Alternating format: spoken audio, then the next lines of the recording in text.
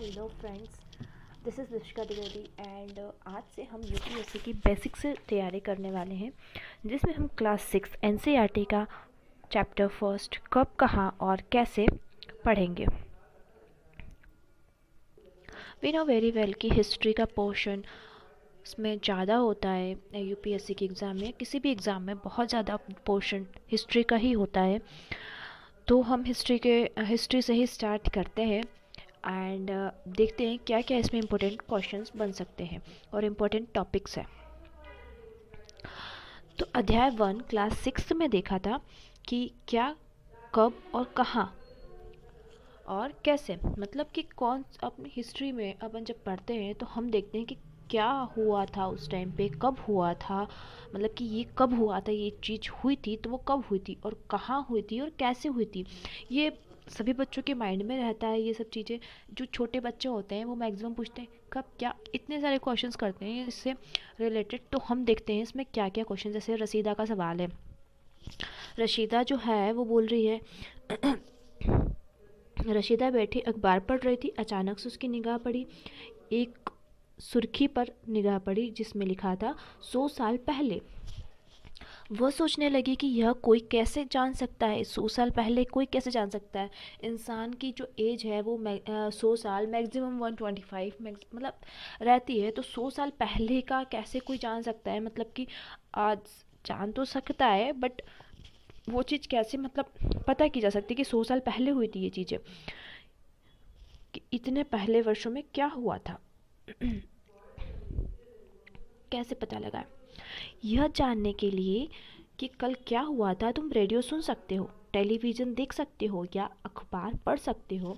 मतलब कि हम प्रीवियस ईयर, मतलब हम कल क्या हुआ, अगले पिछले साल क्या हुआ, इन सब की खबर रख सकते हैं। बट 100 साल पहले क्या हुआ वो भी ध्यान रखना, मतलब कि वो कैसे पता चलता है हमको, ये एक माइंड में क्वेश्चन आता है।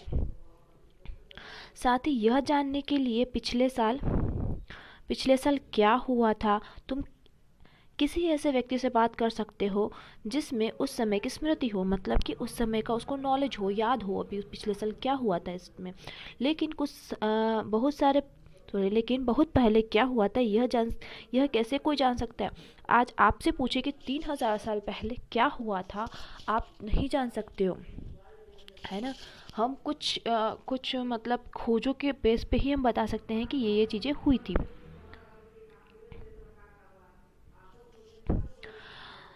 तो कैसे पता लगाएं, ये तो हमने देख लिया कि हम कैसे पता लगाएंगे। तो मतलब दिमाग में होता है कि हम कैसे पता लगाएंगे, ये चीज़ क्वेश्चन में आया। अतीत के बारे में हम क्या जान सकते हैं। तो अतीत के बारे में बहुत कुछ जाना जा सकता है। जैसे लोग क्या खाते थे, कैसे कपड़े पहनते थे, किस तरह के घरों में रहते थे। हम आखेटक मतलब शिकारियों, पशुपालकों, कृषकों, शासकों, व्यापारियों, पुरोहितों, शिल्पकारों, कलाकारों, संगीतकारों या फिर वैज्ञानिक के बारे में जानकारियाँ हासिल कर सकते हैं। यही नहीं, हम यह भी पता कर सकते हैं कि उस समय बच्चे कौन से खेल खेलते थे, कौन सी कहानियाँ सुनना पसंद करते थे और कौन से नाटक देखा करते थे, फिर कौन कौन से संगीत गाते थे। मतलब हम इन सब चीज़ों का पता कर सकते हैं। तो क्योंकि ये हमारे अतीत है, उस टाइम पे कौन सा गेम खेला जाता था। जैसे अभी आजकल क्या है, मोबाइल है हमारे पास, बट जब हमारा जब बचपन चलता था तब मोबाइल नहीं था। मतलब मोबाइल था लेकिन एंड्रॉयड मोबाइल नहीं था। तो क्या था कि हम लोग आउटडोर गेम्स खेलते थे, या चेस खेल लेंगे या लूडो खेल लेंगे, ये सब गेम्स खेलते थे। तो अब हमारे हमसे 10 साल या 100 साल बाद की जो जनरेशन है वो पता करेगी कि उस टाइम पे कैसे लोग क्या करते थे, मतलब कि कैसे गेम खेलते थे, कैसे गाने चलते थे, कैसी मूवीज़ होती थी। जैसे हम पुराने आलम आरा और ये सब मूवीज़ को देख के बोलते कि इस टाइम पे ऐसी मूवी थी। लोग कहाँ रहते थे भाई, कई लाख साल वर्ष पहले लोग कहाँ रहते थे। Wait, okay. नर्मदा नदी का पता लगा। हमें एक चीज़ ये पता होनी चाहिए कि मानव का सबसे पहला साक्ष्य मिला था नर्मदा नदी मध्य प्रदेश से। अब वो कहाँ से मिला था हमें, मानव खोपड़ी मिली थी वहाँ से, नर्मदा नदी से। तो उसी उसी को हम बोलते हैं नर्मदा मानव, है ना। तो उसकी पता चली थी। अब इसमें आगे पढ़ते हैं, पहले जो बुक में है वो पढ़ लेते हैं, उसके बाद थोड़ा मैं ज्ञान दूंगी। ज्ञान है नहीं उतना, बट बिल्कुल दूंगी जितना है मेरे पास। कई लाख वर्ष पहले लोग इस नदी के तट पर रहते थे। अब ये बताइए मुझे, लोग रहते, मैक्सिमम लोग रहते कहाँ थे? नदियों के तट पर ही रहते थे। क्यों? क्योंकि उनकी जो पानी की आवश्यकता थी वो पूरी हो जाती थी। उसके बाद वो जैसे उनको भोजन की आवश्यकता भी पूरी होती थी, क्योंकि वो लोग फिश खा लेते थे, या फिर कुछ ऐसे एनिमल्स, पास में जंगल था तो जंगल में भी रह लेते थे, एनिमल्स का भी को भी मतलब यूज़ कर लेते थे, क्योंकि वो आंखें टक होते थे। तो और फिर जो भी है, मतलब नदियों किनारे जंगल तो होते ही हैं, ऐसा तो है नहीं कि नदी है बिल्कुल, नदी प्लेन बह रही है और आसपास जंगल। कई हज़ारों साल पहले यहाँ रहने वाले आरंभिक लोगों में से कुछ कुशल संग्राहक थे, जो आसपास के जंगलों की विशाल संपदा से परिचित थे। मतलब कि जंगल में बहुत ज़्यादा मतलब कि संपदाएं थी, तो उससे परिचित थे। अपने भोजन के लिए जड़ों, फलों, जंगल के अन्य उत्पादों से का यहीं से संग्रह किया करते थे। वे जानवरों का आखेटक भी करते थे। मतलब कि वो पास में जंगल से उनके भोजन का काम भी कर लेते थे। मतलब कि भोजन की चीज़ें भी ले आते थे। और वो तो अब पता ही है कि नदी के अंदर जो जीव जंतु रहते थे उनको भी वो लोग पका के खाते थे, जैसे मछली हुआ या और भी बहुत सारे जीव जंतु हुए हैं ना, तो उनको भी पका खा लेते थे। तो इस प्रकार वो उनका भोजन का और पानी का दोनों का काम हो जाता था। उस टाइम पे उनकी वो नीड नहीं थी कि हमको भाई ऐसी चाहिए, हमको ये चाहिए, वो हमको कार चाहिए। उनको ये था उस टाइम पे कि भाई हमको खाना हो जाए हमारा, दैट्स इनफ। ना तो उनको ड्रेसेस की चिंता होती थी कि भाई मुझे ये ड्रेस पसंद करनी, मुझे ये ड्रेस पहननी है, ये ट्रेंड में चल रही है, ये ड्रेस पहननी है। उन्हें उस टाइम पे खाने से मतलब था। दैट्स वाई वो ना वो लोग, उनका मेन फोकस होता था भोजन।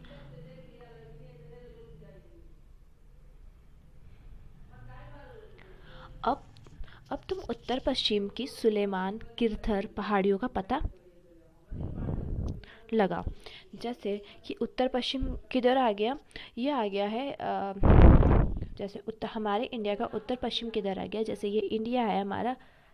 अब कैसे ये बन रहा है, डोंट माइंड। तो ये हमारा क्या हो जाएगा, नॉर्थ। ठीक है।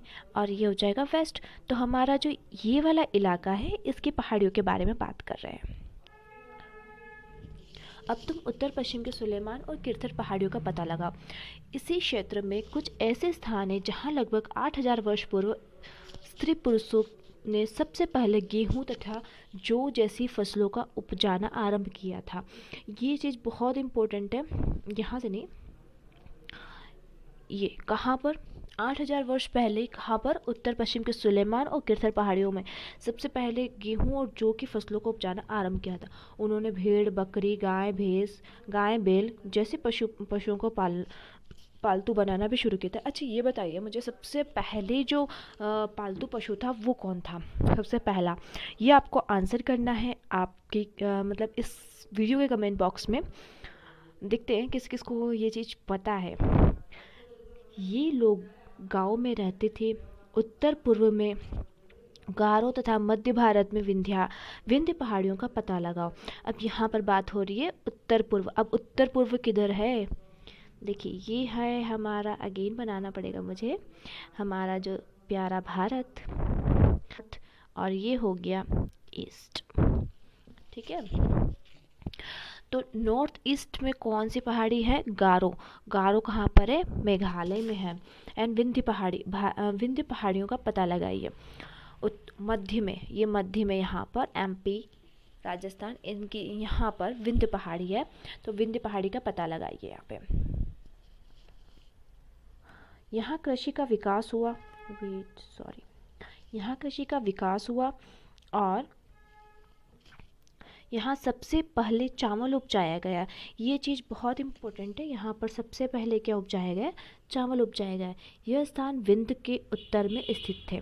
मतलब कि विंध्य के उत्तर में ये जगह स्थित है। विंध्य पहाड़ी है उसकी उत्तर में। उत्तर किधर होता है हमें पता है ना, नॉर्थ होता है यहाँ पर, जैसे ये नॉर्थ। और ये हो गया हमारा प्राकृतिक मानचित्र भारत का। यहाँ पर देखिए ये चीज़ें बहुत इंपॉर्टेंट है जो इसमें गिवन है। ये नदियाँ याद कर लीजिएगा, मतलब कि काबुल की नदी है, नदी जो ब्लू में है ये नदी है। और ये जो सुलेमान पहाड़ी, हमारा जो ये माउंट एवरेस्ट है, मतलब कि हिमालय है, वो इधर आके सुलेमान पहाड़ी, किरथर पहाड़ी के नाम से जाना जाता है। और अच्छा, ये एक और क्वेश्चन है आपको कि नेपाल में हिमालय को किस नाम से जाना जाता है?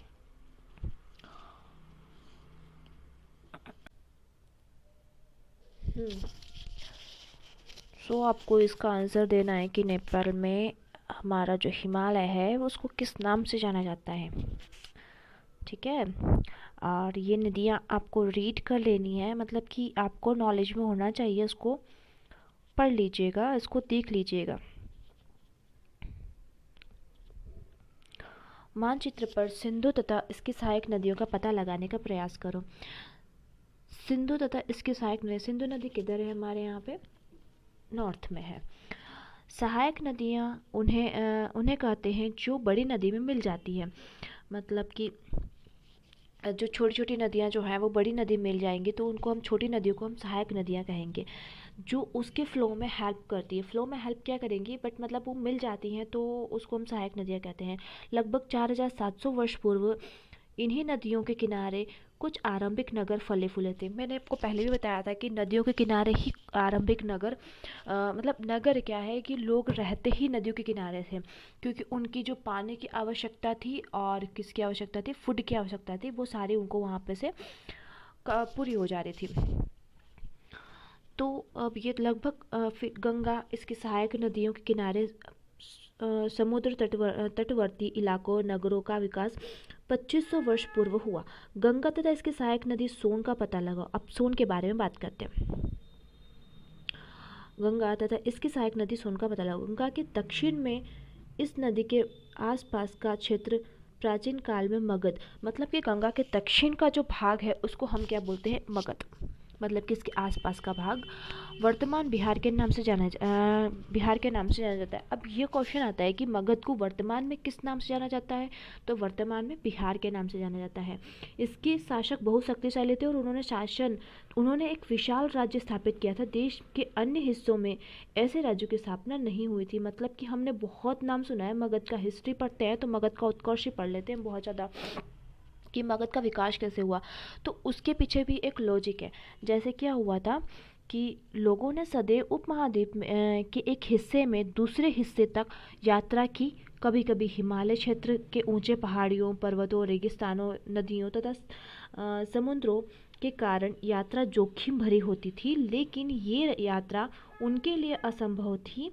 अतः अब बताइए, माउंट हिमालय पे चढ़ के लोग रिकॉर्ड बनाते हैं। अब अगर उन्हें वहाँ से आना है, मतलब कि नॉर्मल पीपल को अगर उधर से मतलब उसको पार करना है तो इट्स इम्पॉसिबल। अतः कभी लोग काम की तलाश में तो कभी प्राकृतिक आपदाओं के कारण एक स्थान से दूसरे स्थान जाया करते थे। कभी कभी सेनाएं दूसरे क्षेत्र पर विजय हासिल करने के लिए जाती थी। इसके अतिरिक्त व्यापारी कभी काफिले में तो कभी जहाज़ों में अपने साथ मूल्यवान वस्तु लेकर एक स्थान से दूसरे स्थान जाते थे। धार्मिक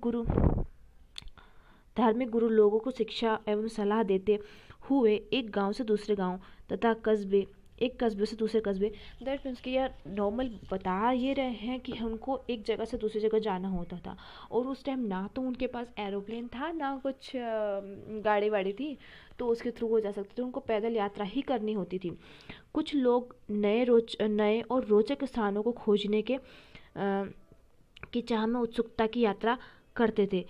इन सभी यात्राओं से लोगों को एक दूसरे के विचारों के बारे में जानने का अवसर मिला कि मतलब कि क्या विचार है, हम कैसे उसको मतलब हमारे जो मार्ग है उसको प्रशस्त कर सकते हैं, उसको अच्छे से अच्छा कर सकते हैं।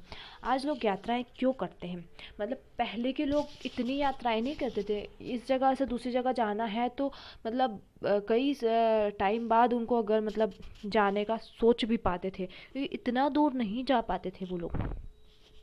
एक बार फिर मानचित्र एक देखो, मतलब कि मानचित्र जो हमने वो देखा था, हमारा जो प्यारा भारत है उसके बारे में बताया गया था कि पहाड़ियों, पर्वतों एवं समुद्र इस महाद्वीप की प्राकृतिक सीमा का निर्माण करते हैं।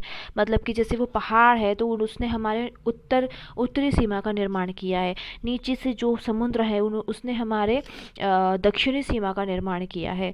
तो इस प्रकार से बहुत सारे निर्माण किए गए। हालांकि लोगों के लिए इन सीमाओं को पार करना आसान नहीं था। जिन्होंने ऐसा चाहा वे ऐसा कर सके। वे पर्वतों की ऊंचाई को छू सके और गहरे समुद्र को पार कर सके। उपमहाद्वीप के बाहर से भी कुछ लोग यहाँ आए और यही बस गए। लोगों के इस आवागमन से हमारी संस्कृति परंपराओं को समृद्ध किया। मतलब कि लोग आते गए यहाँ, जैसे हमने सुना है ना, हमारे नॉर्थ का कल्चर अलग है, साउथ का कल्चर अलग है, लेकिन वहाँ से क्या हुआ कि यात्राएं करते थे तो यहाँ का कल्चर वहाँ पर थोड़ा इंट्रोड्यूस हुआ और वहाँ का कल्चर यहाँ इंट्रोड्यूस हुआ। तो एक मतलब कि कल्चर के बारे में हम एक दूसरे कल्चर के बारे में जान पाए और परंपराओं को उन्होंने समृद्ध किया। कई सौ वर्ष के लोग पत्थर को तराशने, संगीत रचने और यहाँ तक कि भोजन बनाने के लिए नए तरीकों के बारे में एक दूसरे के विचार करते थे। तो भाई उस टाइम पे जो लोग हैं पत्थर को तराशते थे, संगीत की रचना करते थे, यहाँ तक कि भोजन बनाने के नए तरीकों के बारे में भी एक दूसरे को बताते थे। मतलब कि हम जानते हैं कि भाई डिशेस क्या होती है, उत्तर में अलग होती है, दक्षिण में अलग होती है, ईस्ट में अलग लोग खाते हैं। ऐसा तो नहीं कि भैया हमारे यहाँ पे, हम लोगों ने पहले बचपन में पढ़ा भी है कि हमारे जो डिशेस होते हैं, जैसे मैंने ढोकला ले लिया। ढोकला जो है गुजरात में अच्छा लगता है सभी को, लेकिन अगर आप कहीं और जाएंगे, यूपी में जाएंगे और या फिर कहीं और ऐसी जगह जाएंगे जहाँ पर ढोकला नहीं, मतलब वहाँ पर ये कल्चर नहीं है, तो और रहता है ना कि मतलब कि हमको ये चीज़ यहाँ मिलती है, वहाँ ये चीज़ वहाँ नहीं मिलती है ना। तो जैसे अब आप कहीं और रहते हो, यूपी में रहते हो, तो यूपी का खाना आपको कहीं और नहीं मिलेगा।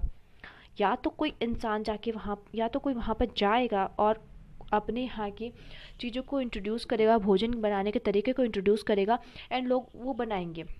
ठीक है, तो ऐसे ही वो लोग इंट्रोड्यूस करते थे और अपनी संस्कृति को समृद्ध बनाते थे। अपने जो कल्चर है, जैसे लिट्टी चोखा है बिहार का, तो अब आपको क्या कहाँ मिल जाएगा, मतलब कि बहुत सारी जगह पे बिहारी लिट्टी चोखा ऐसा लिखा हुआ मिल जाएगा। तो ये रहता है कि भाई एक दूसरे के इसीलिए लोग आवागमन करते हैं ताकि हम हमारी संस्कृति को इंट्रोड्यूस करा सकें। अब है टॉपिक देश के नाम। हमारे देश के लिए हम प्रायः इंडिया तथा भारत जैसे नामों का प्रयोग करते हैं। इंडिया शब्द इंडस से लिया गया है, जिसे संस्कृत में सिंधु कहा जाता था। मतलब कि सिंधु को वो प्रोनाउंसिएशन इन्होंने इंडस किया था। किसने? यूनान के लोगों ने। इसे एटलस में ईरान और यूनान का पता लगाओ। अपने एटलस में ईरान और यूनान का पता लगाओ। लगभग 2500 वर्ष पूर्व उत्तर पश्चिम की ओर से आने वाले ईरानियों और यूनानियों ने सिंधु को हिंदोस, मतलब कि वो स को ह पढ़ते थे, या इंडोस, जिसको हम सिंधु को इंग्लिश में इंडस पढ़ते हैं। और हिंदू शब्द का उच्चारण ही, मतलब कि वहाँ के लोग बोलते थे कि सिंधु के उस पार रहने वाले लोग हिंदू हैं, मतलब कि हिंदू के उस पार रहने वाले लोग हिंदू हैं। तो हमारा नाम ही हिंदू पड़ गया। हिंदू हम नहीं लाए थे, हिंदू यूनानियों ने ही दिया था नाम ये।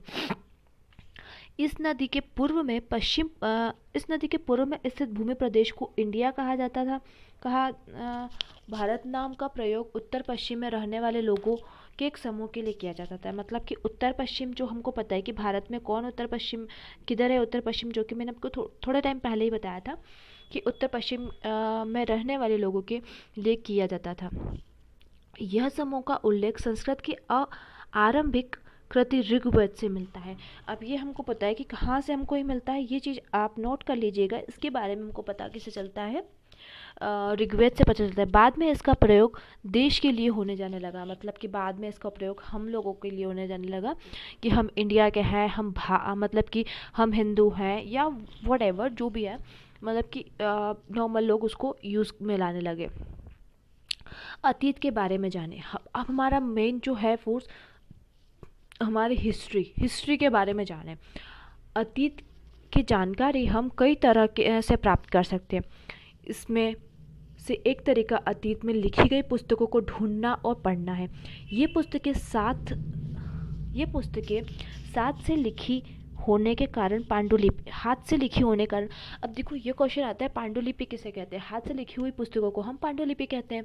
अंग्रेजी में पांडुलिपि के लिए प्रयुक्त होने वाला मैन्युस्क्रिप्ट। अतः लैटिन में मैनु शब्द का अर्थ हाथ से निकलता है। ये पांडुलिपियाँ प्रायः ताड़पत्रों तथा हिमालय क्षेत्र में उगने वाले भुर्ज नामक पेड़ की छाल से विशेष तरीके से तैयार भोजपत्र पर लिखी जाती है। मतलब कि उस टाइम तो भाई कागज वागज का आविष्कार ही नहीं हुआ था। अच्छा ये बताइए कागज का आविष्कार किसने किया था?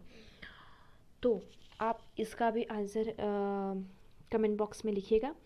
एंड जो है उस टाइम तो भाई हमारे जो पेपर का कुछ आविष्कार नहीं हुआ था, तो उस टाइम पे वो लोग किस पे लिखते थे?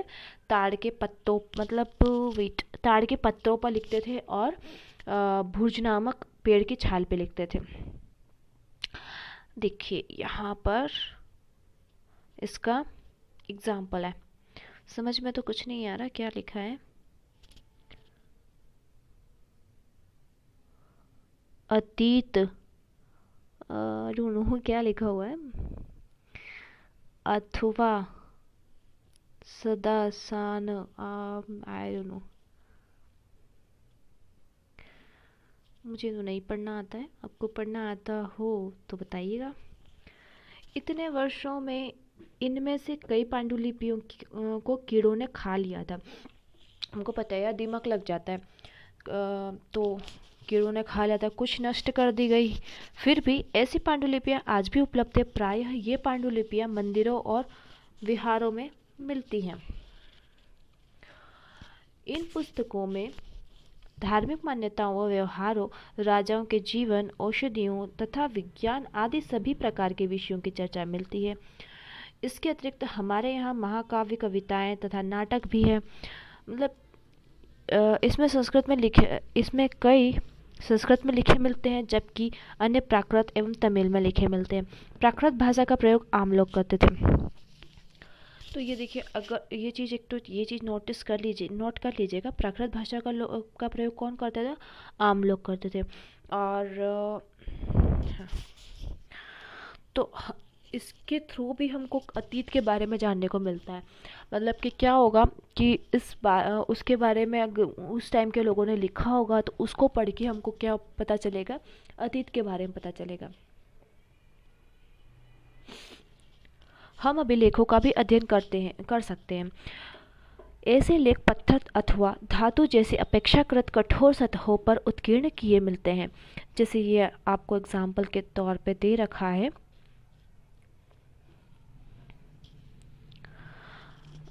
मिलते हैं। तो अब आगे कहाँ है? फिर भी ऐसी पांडुलिपियाँ आज भी उपलब्ध है। प्रायः ये पांडुलिपियाँ मंदिर और विहारों में, ये तो मैंने याद बता दिया था। ओके, यहाँ से ऐसे लेख पत्थर अथवा धातु जैसी अपेक्षाकृत कठोर सतहों पर उत्कीर्ण किए गए मिलते हैं। कभी कभी शासक अथवा अन्य लोग अपने आदेशों को इस तरह उत्कीर्ण करवाते थे ताकि उन्हें लोग देख सके, पढ़ सके, उसका पालन कर सके। दैट मीन्स कि जैसे हमारे कॉलेजेस में क्या होता है कि रूल्स एंड प्रोटोकॉल सारे लिखे हुए होते हैं कि ये प्रोटोकॉल आपको फॉलो करना है, रूल्स एंड रेगुलेशंस लिखे हुए होते हैं। तो वो तो हमारे नोटिस बोर्ड पे लिखे हुए होते हैं। लेकिन यहाँ पर जैसे उस टाइम पे क्या होता था, पत्थरों पर उत्कीर्ण कराया जाता, सालों सालों सालों पढ़ो आप उसको, मतलब कि सालों साल पढ़ो, सॉरी तो सालों साल पढ़ो आप, तो वो नहीं खराब होगा। ताकि कुछ अन्य प्रकार के अभिलेख भी मिलते हैं जिसमें राजाओं, रानियों सहित अन्य स्त्री पुरुषों ने भी अपने कार्यों के विवरण उत्कीर्ण कराए हैं। उदाहरण के लिए प्रायः शासक लड़ाइयों में अर्जित विजयों का लेखा जोखा करते थे। क्या तुम बता सकती हो कि कठोर सतह पर लेख लिखने के क्या लाभ थे? ये तो आप बता ही सकते हो, कठोर सतह पर लेख लिखने के क्या लाभ थे। वो कभी बिगड़ता नहीं था एंड बहुत सालों तक ऐसा ही रहता था। ऐसा करवाने में क्या कठिनाई आती थी? कठिनाई तो बिल्कुल आएगी, बिल्कुल उसको ध्यान से उसका मतलब कि लिखना नहीं होता था, उसको खोद के मतलब खोद के नहीं, पत्थरों से और औजारों से इसको बनाया जाता था। तो बिल्कुल ध्यान रखने की ज़रूरत पड़ती थी, क्योंकि देखो यार, कुछ भी मिस्टेक हो गई तो एक पूरा स्क्रिप्ट है जो भी है, उनका जो रूल्स एंड रेगुलेशन है वो उसका वहाँ प्रॉब्लम हो जाएगी। इसके लिए अन्य कई वस्तुएं अतीत से इसके अतिरिक्त अन्य कई वस्तुएं अतीत में बनी है। अच्छा ये बताइए, हम इसके अभी भी ये पांडुलिपियाँ तो है, उसके बाद शिलालेख भी अभी भी हैं। तो इन शिलालेखों के थ्रू हम उस टाइम के बारे में पता कर सकते हैं कि क्या क्या रूल्स एंड रेगुलेशंस थे, क्या उस टाइम पे किसने जीता था, वॉर जो है वो किसने जीता था, ये सब चीज़ें हम पता कर सकते हैं। ये नोट हम पढ़ लेते हैं। लगभग ये छुप गया। लगभग 2250 वर्ष पुराना यह अभिलेख वर्तमान अफगानिस्तान के कंधार से प्राप्त हुआ है। यह अभिलेख अशोक नामक शासक के आदेश पर उत्कीर्ण कराया था। यह शासक sorry wait wait wait wait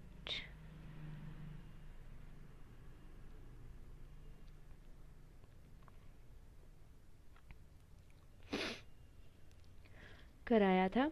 यह शासक के विषय में तुम अध्याय 8 में पढ़ोगी। जब हम कुछ लिखते हैं तब हम किसी लिपि का प्रयोग करते हैं, मतलब कि जब हम कुछ लिखेंगे तो हम हमारी, जैसे हम देवनागरी लिपि का यूज़ करेंगे या कोई सा भी लिपि का यूज़ करेंगे, जो हम मोस्टली लिखते हैं देवनागरी लिपि में, जो हिंदी में लिखते हैं। तो जब हम कुछ लिखते हैं तो हम कुछ लिपियाँ अक्षरों अथवा संकेतों से बनी होती है। जब हम कुछ बोलते हैं अथवा पढ़ते हैं तब हम एक भाषा का प्रयोग करते हैं। यह अभिलेख इस क्षेत्र में प्रयुक्त होने वाली यूनानी और आर्माइक नामक 2 विभिन्न लिपियों की भाषाओं में है। देखिए, मतलब कि आपसे पूछेंगे 2 विभिन्न भाषाओं में कहाँ पर एक अभिलेख हमको मिला है, तो वो मिला है अफगानिस्तान के कांधार में मिला है। तो ये चीज़ बहुत इंटरेस्टिंग है। 2 लिपियाँ एक साथ कैसे, जैसे हम तो एक लिपि में वर्क करते हैं, एक लिपि में लिखते हैं, बोलते हैं, लेकिन जो ये लिपि है ये 2 लिपियों का मिक्सचर है।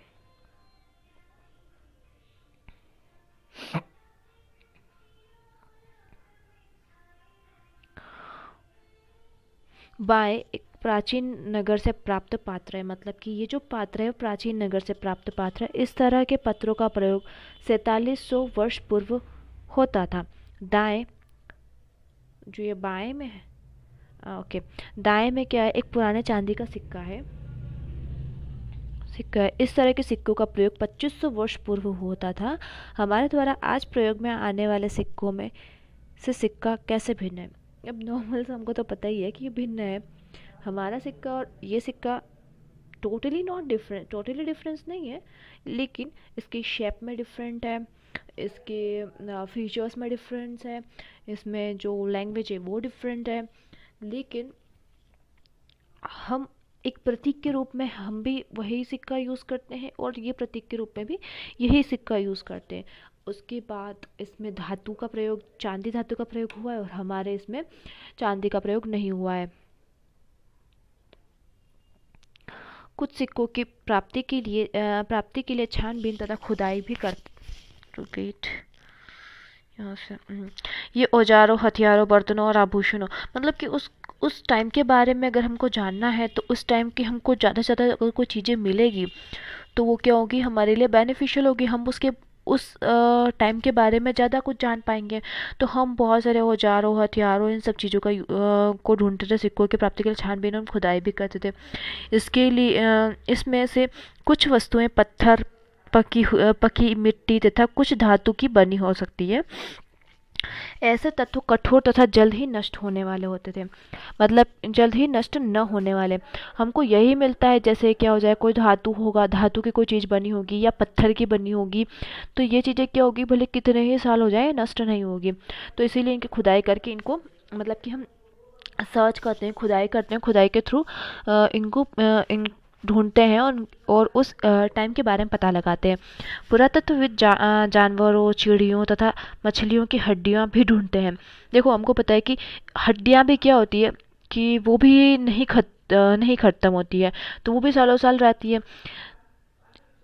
इससे उन्हें यह जानने में मदद मिलती है कि अतीत में लोग क्या खाते थे। मतलब कि हाँ, वनस्पतियों के अवशेष बहुत मुश्किल से बच पाते, क्योंकि हमको पता है कि वनस्पति सड़ गल जाती है। यदि अन्न के दाने अथवा लकड़ी के टुकड़े जल जाते हैं तो वे जले हुए रूप में बचे रहते हैं। मतलब कि जैसे हमारा अन्न है, तो अन्न तो वैसे के मतलब बिल्कुल कुछ टाइम बाद, देखिए हम भी लाते हैं कुछ अनाज, तो कुछ टाइम बाद उसमें बहुत सालों तक अगर वो पड़े रह गए या फिर साल भर भी पड़े रह गए, तो उसको ना वापस साफ़ करने की ज़रूरत पड़ती है, क्योंकि उसमें भी कीड़े लग जाते हैं। एंड जैसे हमारे यहाँ चावल तो छोड़ो, गेहूँ आया, गेहूँ साल भर का पड़ा हुआ है, तो अगर उसको हमने ध्यान से नहीं रखा, साल भर में तो नहीं होता है, मतलब सालों, तो हमने हमारे साइंस में पढ़ा भी था कि हम अगर उसमें वहाँ पे नीम नहीं रखते हैं गेहूं में, तो क्या हो जाता है, कीड़े लग जाते हैं। तो भाई नॉर्मल सी बात है कि अगर कोई अनाज है तो अनाज क्या हो जाएगा, ख़राब हो जाएगा। लेकिन अगर हमको ये पढ़ना है, मतलब कि अगर वो जल जाते हैं तो जले हुए में कीड़े नहीं लगते, तो जल जाते तो वो ऐसे कैसे रहते हैं, वो बचे हुए रहते हैं। कुछ क्या पुरातत्वविद को बहुधा कपड़ों के अवशेष मिले होंगे। पांडुलिपियों, अभिलेखों तथा पुरातत्व से ज्ञात होता है कि ज्ञात जानकारियों के लिए इतिहासकार प्रायः स्रोत शब्द का प्रयोग करते हैं। मतलब कि हमको इस स्रोत से चीज़ें मिली हैं। इतिहासकार उन्हें कहते हैं जो अतीत का अध्ययन करते हैं। स्रोत से प्राप्त होते ही अतीत के बारे में पढ़ना बहुत रोचक हो जाता है। मतलब कि यहाँ से हमको ये स्रोत मिले, जैसे हमको कालीबंगा से क्या मिला है, हड़प्पा से क्या मिला है, मतलब वो एक स्रोत मिलता है। तो ये अपने मतलब कि आपको ये चीज़ें पता होती है कि जैसे हमको कालीबंगा से जुते हुए खेत मिले हैं, तो ये सब चीज़ें हैं। तो ये चीज़ें हम उसको बोलेंगे स्रोत, क्योंकि इन स्रोतों की सहायता से हम धीरे धीरे अतीत का पुनर्निर्माण करने लगते हैं। अतः इतिहास का तथा पुरातत्वविद उन जासूस उन जासूसों की तरह होते हैं जो इन सभी स्रोतों का प्रयोग सुराग के रूप में कर अतीत के बारे में जानकारी पता करते हैं। मतलब कि भाई अगर हमको ये मतलब कि जो भी स्रोत मिलते हैं तो उसके थ्रू हम पता करते हैं कि भाई वहाँ पर ये चीज़ें कैसे कैसे होती थी, उसको एक सबूत के तौर पर लेते थे कि हमको यहाँ पर ये चीज़ें मिलती है, ये चीज़ें मिली है। अतीत एक या अनेक, अतीत एक होता है या अनेक होता है। क्या तुमने इस पुस्तक के शीर्षक हमारे अतीत पर ध्यान है, यह अतीत शब्द का प्रयोग बहुवचन के रूप में किया है। ऐसा इस तथ्य की ओर ध्यान दिलाने के लिए किया गया है कि अलग अलग समूह के लोग के लिए अतीत के लिए अलग अलग मायने हैं। उदाहरण के लिए पशुओं तथा कृषकों का जीवन राजाओं तथा रानियों के जीवन से तथा व्यापारियों का जीवन शिल्पकारों के जीवन से भिन्न था। उनके जीवन से वो भिन्न था। जैसे कि हम आज भी देखते हैं कि उस समय भी देश के अलग अलग हिस्सों के लोग अलग अलग व्यवहार और रीति रिवाजों का पालन करते थे, जैसे कि अभी भी करते हैं। बट अभी थोड़ा बहुत इधर का अलग अलग जगह कल्चर इंट्रोड्यूस हो गया है, बट उस टाइम पे उतना इंट्रोड्यूस नहीं हुआ था। तो भाई वहाँ पे अलग अलग कल्चर्स होते थे सब जगह पे, जैसा कि आज भी देखते हैं। इस समय भी देश के अलग अलग हिस्सों में लोग अलग अलग व्यवहार और रीति रिवाजों का पालन करते हैं। ओके, उदाहरण के लिए आज अंडमान द्वीप के अधिकांश लोग अपना भोजन मछलियां पकड़कर, शिकार करके तथा फल फूल के संग्रह के द्वारा प्राप्त करते हैं। इसके विपरीत शहर में रहने वाले लोग खाद्य आपूर्ति के लिए अन्य व्यक्ति पर निर्भर रहते हैं, मतलब कि किसानों पर निर्भर रहते हैं। इस तरह के भेद अतीत में विद्यमान थे। इसके अतिरिक्त यह अन्य तरह का भेद है। उस समय शासक अपने विजयों का लेखा जोखा रखते थे। मतलब कि जो शासक थे, अपनी जो विजय थी, मतलब नहीं, मैंने बताया था अभी बीच में कि वो लोग जीतते थे तो वो भी क्या करते थे, शिलालेखों पर उत्कीर्ण कराते थे। यही कारण है कि उस समय शासकों द्वारा लड़ी जाने वाली लड़ाइयों के बारे में काफ़ी कुछ जानते हैं। इवन बाद में तो जब बाद में बुक्स के जो उनके पर्सनल राइटर्स होते थे, तो उनसे वो लिखवाते भी थे कि कौन कौन सी विजय हुई है हमारी और ये सब चीज़ें। तो उसके बारे में उनको पता चलता था कि भाई पानीपत का युद्ध किसने लड़ा था, किसके बीच में हुआ था, और कौन जीता था, क्या कारण थे, इन सब के बारे में हमको पता चलता है। जबकि शिकारी, मछुआरे, संग्राहक, कृषक तथा पशुपालक जैसे आम आदमी प्रायः अपने कार्यों का लेखा जोखा नहीं रखते थे। पुरातत्व की सहायता से हमें उनके जीवन को जानने में मदद मिलती है। हालांकि अभी भी इनके बारे में बहुत कुछ जानना शेष है। तिथियों का मतलब, अब तिथि जो है उसका भी कुछ ना कुछ तो मतलब है ना। अगर कोई तुमसे तिथि के विषय में पूछे तो तुम शायद ही उस दिन की तारीख, माह, जैसे कि 2000 या इसी प्रकार का कोई और वर्ष बताओगे। वर्ष की यह गणना ईसाई धर्म प्रवर्तक ईसा मसीह के जन्म की तिथि से की जाती है। तभी हम लोग है ना ऐसा पूर्व ये याद करते हैं। अतः 2000 वर्ष रहने का तात्पर्य ईसा मसीह के जन्म के 2000 वर्ष के बाद से, ईसा मसीह जब जन्मे तब से ये काउंटिंग स्टार्ट हो गई। ईसा मसीह के जन्म के पूर्व की सभी तिथियां ईसा पूर्व 2000 वर्ष 2000 वर्ष के बाद ओके, ईसा मसीह के जन्म के पूर्व की सभी तिथियां ईसा पूर्व की रूप में जानी जाती है। इस पुस्तक में 2000 को अपना आरंभिक बिंदु मानते हुए वर्तमान से पूर्व की तिथियों का उल्लेख करेंगे। अंग्रेजी में बीसी, इतिहास की तिथियां अंग्रेजी में इसको बीसी, बिफोर क्राइस्ट, मतलब कि बिफोर क्राइस्ट। तो यहाँ पर बोलते ईसा पूर्व। कभी कभी तुम तिथियों से पहले एडी, एनो डोमिनी, एडी को क्या बोलते हैं हम, एनो डोमिनी, पुस्तक 2 लैटिन शब्दों के रूप में है। इसका मतलब कि एनो डोमिनी 2 लैटिन शब्दों से बना हुआ है। इसका तात्पर्य ईसा मसीह के जन्म के वर्ष से है। कभी कभी एडी की जगह सीई, बीसी की जगह बीसीई का प्रयोग होता है। सीई अक्षर को हम बोलते हैं कॉमन एरा, बीसी को बिफोर कॉमन एरा के लिए का यूज़ होता है। हम इन शब्दों का प्रयोग इसीलिए करते हैं क्योंकि विश्व के अधिकांश देशों में हम इस कैलेंडर का प्रयोग करते हैं। भारत में तिथियों के इस रूप का प्रयोग लगभग 2 वर्षों पूर्व आरंभ हुआ है। कभी कभी अंग्रेजी में बीपी अक्षरों का प्रयोग भी होता है। इसका मतलब होता है बिफोर प्रोजेक्ट, वर्तमान से पहले।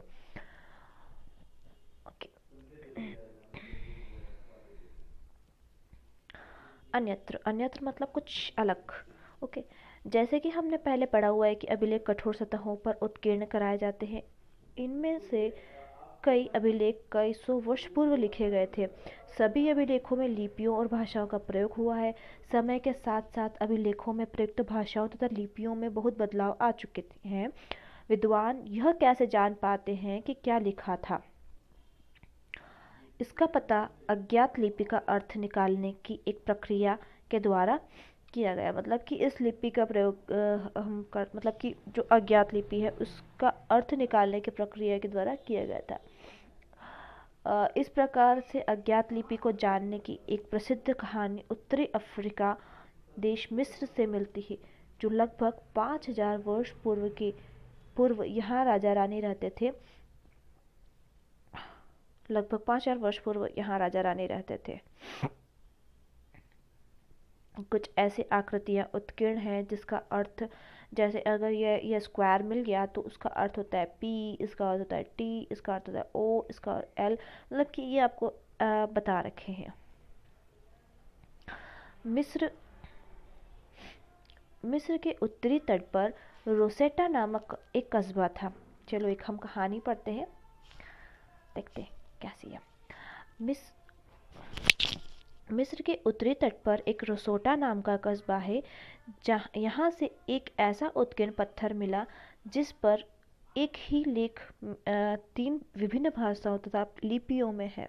मतलब कि एक ही लेख को 3 भागों में, जैसे हमारे क्वेश्चन हमारे पेपर आते हैं ना, 2 मतलब भाषाओं में आते हैं, एक हिंदी में और इंग्लिश में, और बाकी जो है अदर लैंग्वेजेस में भी आते हैं। तो वैसे ही वहाँ पर एक ही चीज़ को क्या कर रखा है उन्होंने, 3 भाषाओं में उत्कीर्ण कर रखा, 3 लिपियों में, भाषाओं तथा लिपियों में उत्कीर्ण कर रखा। लिपियाँ कौन सी थी, यूनानी और मिस्र, दोनों लिपि के 2 प्रकार हैं, 2 प्रकार में है। लिपियों में 2 लिपियों का यूज़ किया गया और भाषाओं में 3 भाषाओं का यूज़ किया गया। कुछ विद्वान यूनानी भाषा पढ़ सकते थे। उन्होंने बताया कि यहाँ राजा रानियों के नाम एक छोटे से फ्रेम में दिखाए गए हैं, इसे कारतूस कहा जाता है। इसके बाद विद्वानों ने यूनानी मिस्र संकेतों को अगल बगल रखते हुए मिस्र अक्षरों के समानार्थी ध्वनियों की पहचान की। जैसा कि तुम देख सकते हो, यहाँ एक एल अक्षर के लिए शेर तथा ए अक्षर के लिए चिड़िया के चित्र बने हैं। एक बार जब उन्होंने यह जान लिया कि विभिन्न अक्षर किन के लिए प्रयुक्त हुए हैं, वे आसानी से अन्य अभिलेख पढ़ सके। सो इट्स नॉट, ये कोई स्टोरी नहीं थी। ओके, इससे हमें कुछ नॉलेजेस मिलते हैं कि भाई अगर वो चित्र बने हुए चित्र का अर्थ, मतलब कि भाई वो शेर बना हुआ है तो शेर को हम क्या बोलेंगे। जैसे ये यहाँ पर ये स्क्वायर है तो उसको हम पी बोलेंगे, ये शेर है तो उसको हम एल बोलेंगे, ओके, ये चिड़िया है इसको हम के बोलेंगे, ठीक है। तो ऐसे आकृति होगी तो आप उसको क्या बोलोगे।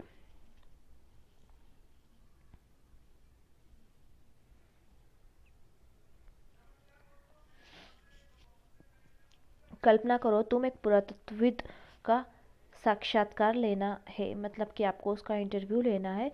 तुम उन 5 शब्दों की एक सूची तैयार करो जिन्हें तुम पुरातत्वविद से पूछना चाहोगे। तो अब अपनी अपनी कुछ ऐसी चीज़ें माइंड में जो आती है कि भाई ऐसा कैसे हुआ और ये क्या है, उस टाइम पे जो भी आपके माइंड में आ रहा हो कमेंट बॉक्स में आप पोस्ट मतलब अपना आंसर लिखिएगा, और देखते हैं किसका कितना इंटरेस्टिंग क्वेश्चन है। ओके, कुछ तिथियां हैं जो ये याद करनी ज़रूरी होती है। कृषि आरंभ कब हुआ है, 8000 वर्ष पूर्व से। सिंधु सभ्यता का प्रथम नगर जो हुआ कब खोजा गया था, 4700 वर्ष। प्रथम नगर मतलब प्रथम नगर की तारीख है 4700, खोजा तो नहीं गया, खोजा तो 1921 से गया था। गंगा घाटी के नगर मगध का सबसे बड़ा राज्य जो है वो कब से संबंधित है, 2500 वर्ष पूर्व से। वर्तमान में लगभग 2000 वर्ष पूर्व। मतलब कि यह है कि कुछ तिथियां हैं जो आपको याद करनी है। So that's it guys.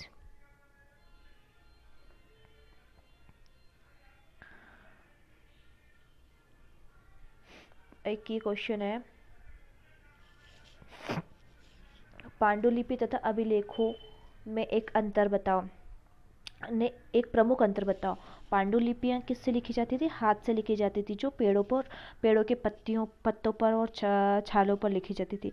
जबकि जो अभिलेख हैं वो पत्थरों पर लिखे जाते थे।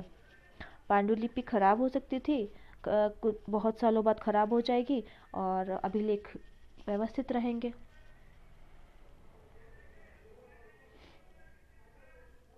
ओके, ये मैच कर लें सिंधु घाटी सभ्यता। तो नर्मदा नदी होगी यहाँ पर। आखेटेन संग्राहक मगध। मगध क्या है, पहला बड़ा राज्य। इधर आ जाएगा गंगा घाटी 2500 एंड प्रथम नगर यहाँ पर, और आरंभिक कृषि जो होगी वो गारो पहाड़ी पर होगी. So thank you guys, thanks for watching, keep supporting, subscribe my channel, and love you all, like also. Have a nice day.